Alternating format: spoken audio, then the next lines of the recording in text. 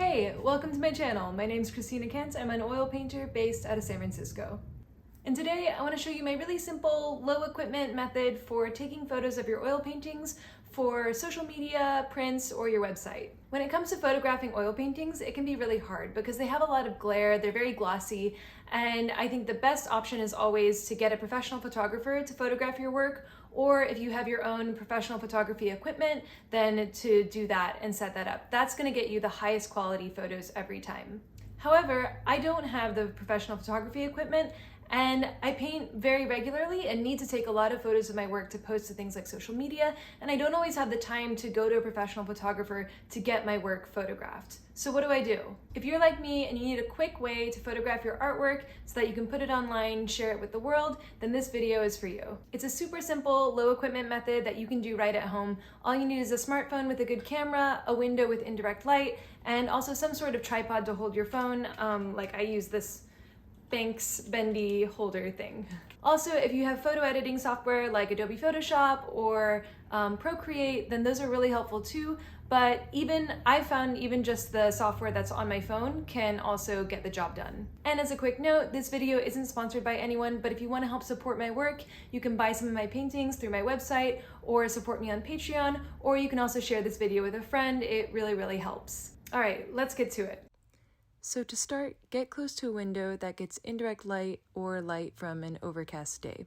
And then here I'm just using my Joaquin Sorolla book, shout out to Joaquin Sorolla, awesome painter, that I'm using it to stabilize my phone holder. And having some sort of phone holder or a tripod while you're taking the photos is going to be really helpful.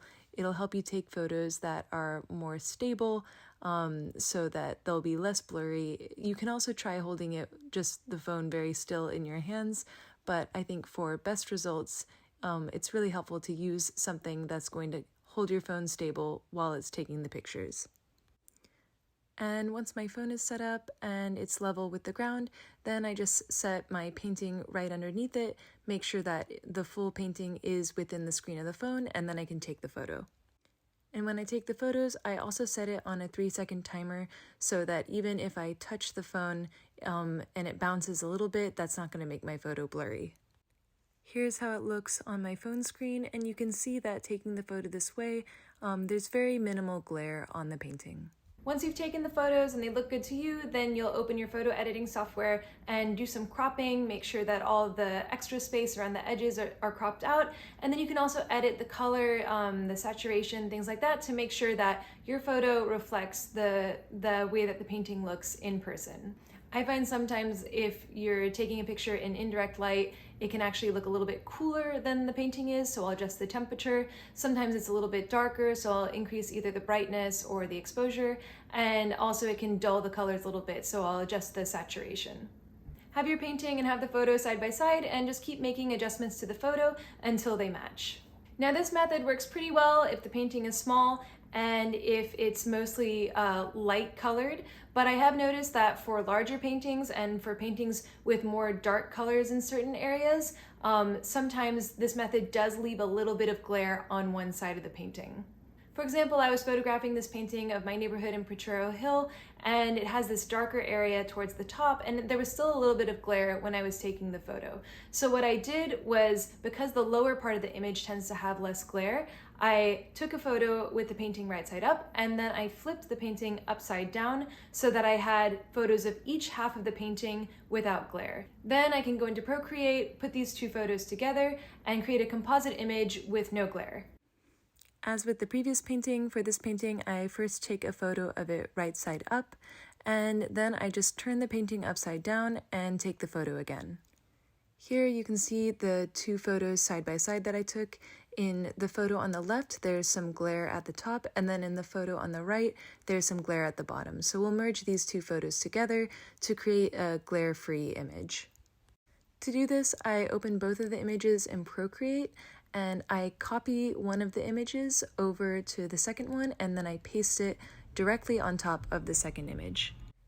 Once I have the second image layered on top, then what I do is I take the eraser tool and I start erasing the half of the image that had more glare. I use a soft eraser here so that it's easy to blend the two images together. And then because the images aren't the exact same size or position, you usually have to reposition the top layer just so that all of the lines will match up with the lines from the bottom layer. This is the trickiest part, and I just say take your time, don't rush, and make sure that everything matches up. And here's the final outcome. As you can see, now we have an image that's pretty much glare-free. I mostly use this method for making social media posts or posting my work to my website, but I've also used it to make prints, and I found that it can yield pretty high quality photos. One thing that I will note is that if you are using it to make prints, then you will be limited to smaller sized prints. So I have an iPhone 13 and it has pretty high resolution photos, but still not as much as some really top of the line professional cameras. So one thing I've noticed when I'm making prints is that I can get up to about an 11 by 14 print size, but if I get much larger than that, then it's not going to be a high enough resolution to make high quality fine art prints. So if your goal is to make large, high quality fine art prints, then I highly recommend get your work photographed by a professional photographer or use professional photography equipment. So there you have it, my super easy, super simple method for photographing your art. Let me know what you thought of this video in the comments, if you have any other questions, or if you have tips on how you like to photograph oil paintings. Thanks so much for watching, and as always, a huge shout out to my supporters on Patreon. Thank you guys so much for supporting this channel. I really, really appreciate it. And if you like my work, if you like my videos, and you want to help me make more, check out my Patreon at the link below. Thanks again for watching, and I'll see you next time.